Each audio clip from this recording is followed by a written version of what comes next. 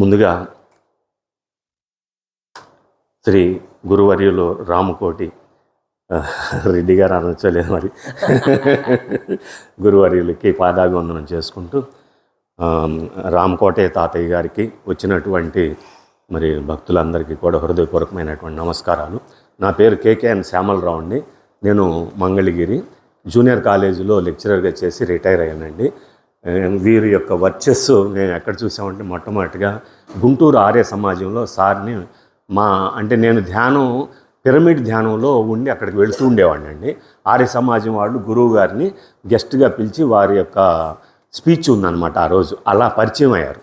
వారి యొక్క ముఖ వర్చస్సు, వారి మాటలు ఆ రోజే నాకు బాగా ఆకర్షణ కలిగి వారు అన్నారు, ఇక్కడ మన ఆశ్రమంలో జరుగుతూ ఉంటాయి కార్యక్రమాలకి, మీరు కూడా ఎవరైనా ఇంట్రెస్ట్ ఉన్నవాళ్ళు రావచ్చు అని అన్నారన్నమాట.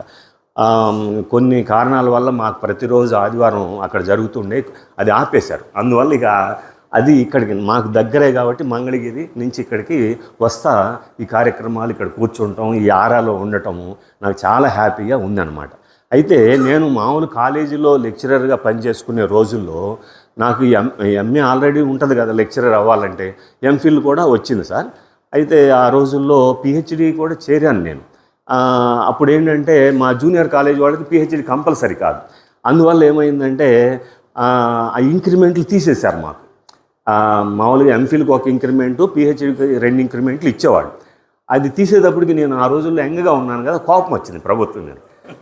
అది తీసేస్తే మేము ఎందుకు చేయాలన్నట్టుగా అప్పుడు ఆ కోపంలో అట్లా ఆపేసుకున్నాను.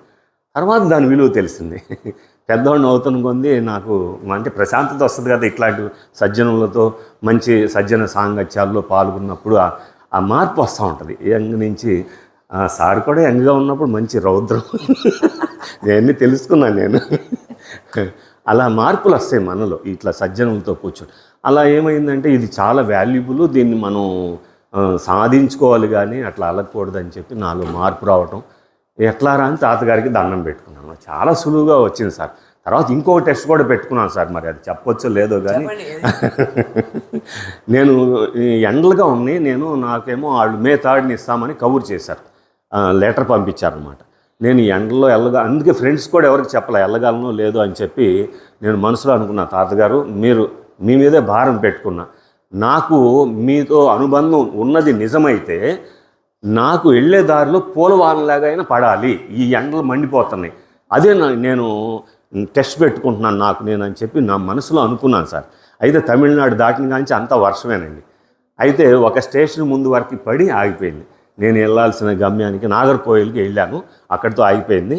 ఆ మరుసటి రోజు అక్కడ దిగి సన్ రైజ్ పాయింట్ అవన్నీ కూడా చూసి కన్యాకుమారిలో వాళ్ళు ఆ రోజు అవార్డు చేశారన్నమాట. తీసుకుని ఇక్కడికి రావటం జరిగిందనమాట. ఇది మీకు ఒకసారి మీతో ఒక్క ఫోటో దిగాలని నా కోరిక సార్. కొంచెం థ్యాంక్ యూ సార్.